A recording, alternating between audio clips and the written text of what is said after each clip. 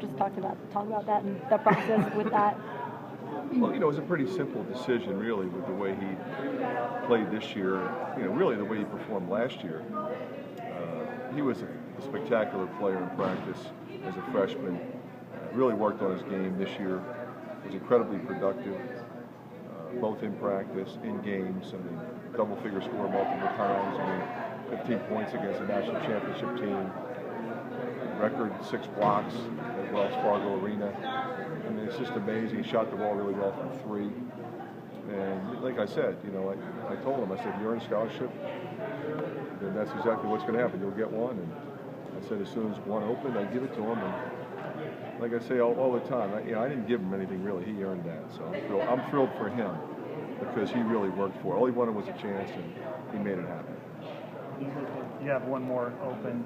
I'm sure right now you're scouring the landscape like everybody else. It's a little different now, too, because there's so many transfers, and there's still a few good players left, but there's a lot of transfers of guys that are thinking about transferring, and a lot of coaching changes and a lot of movement. So we'll see. We have one. It's great to have in case we find the right guy this year, but it will also be great going into next year if we don't use it this year. Now, you've been opposed to the grad transfer rule. Still am. Would that preclude you from grabbing a grad transfer? No, because we play against them. Yeah, so I would definitely grab. I would definitely, if the right grad transfer presented himself, we would take him. Because typically we end up playing against them. Is there a position you're specifically looking at? Well, I would think it would probably be in the backcourt if we did something. What's your general philosophy on this? Just get the first best guy, or are you just going to be really patient for that right fit, or what? It would be a right fit. I think in fairness, I'm assuming you're still talking about a grad transfer. In fairness, that has to be the right situation. As a freshman, you're still looking for the right fit, but you wouldn't be as concerned. Grad transfer he doesn't want to go somewhere and sit on a bench. That's why. Otherwise, he'd stay where he was. With Pete, have you had many conversations with him? How's his prospects looking at this point? It's pretty much exactly that. He's going through the process. It's foreign territory for everybody. There's a lot of guys in the same position, so he'll get it figured out. Obviously, will he get invited to the combine? That would be the question. Will he get NBA workout opportunities? When those decisions are determined, then that will make it a little more clear for him in terms of his path. Point guard right now. You got Christian, who played a little bit there. You got Jordan. What are your prospects there? Especially it's pretty much right now. It's those 2 guys. We got other players that can dribble the basketball, but in terms of point guards, those are the 2 guys. Was there any surprise that those 2 guys left, or did you kind of see it coming, Brandon and Andrew?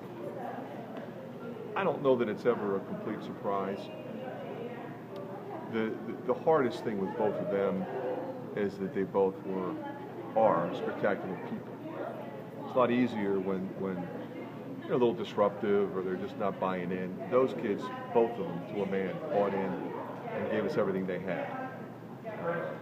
And those are the guys you root for. So they're just looking for more of an opportunity to play, because I don't think they felt it was going to be as available as maybe they'd once hoped. So we'll do everything we can to help them, and it will be easy to recommend them.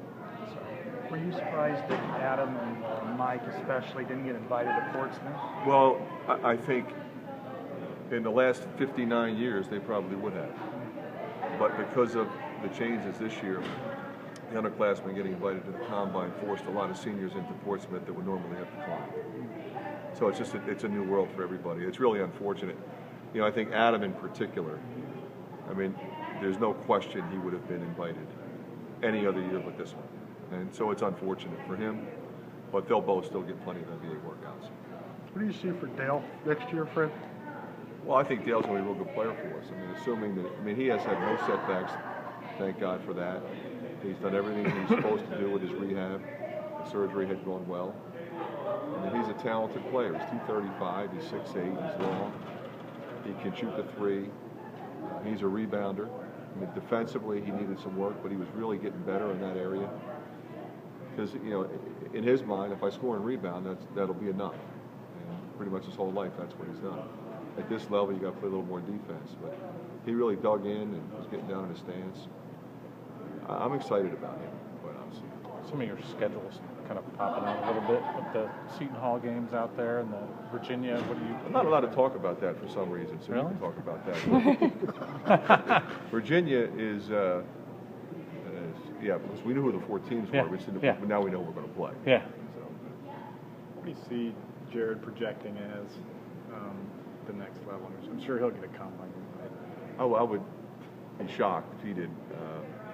I think he's in a great place. He's a forward. I don't know that you really specify anymore in terms of number. This doesn't work that way.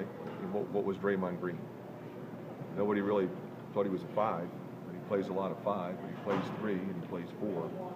He's just a front court guy, and that's essentially what Jared is. He's a front court guy who can make shots, he can make plays, he defends, he rebounds. He's not a mistake guy. And typically, that's who gets paid.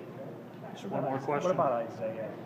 How did that year help him, and what do you expect? Well, I think it was critical for him just to try to figure it out, learn the offense, just figure out the defensive concepts. He's a terrific athlete with a pretty complete skill set. He can shoot it, he can drive it, he's got an incredible burst. He's one of those guys who's going to be a real good player for us next year, but I think as time goes on, his upside is even more dramatic, and I'm excited for him. Marvel made a big leap, from year 1. Marvel was a little ahead of Isaiah. He was ahead of Isaiah in terms of his game. But Isaiah is a really good three-point shooter, and very few people have the burst that he does to go by people, and then when he gets to the rim to explode above the rim. I mean, those are pretty spectacular gifts to have, and he's got them. He just has to tighten up his game a little bit, change speeds a little bit. He's always going 100 miles an hour. When he slows down and then uses that incredible speed, he'll be that much more effective.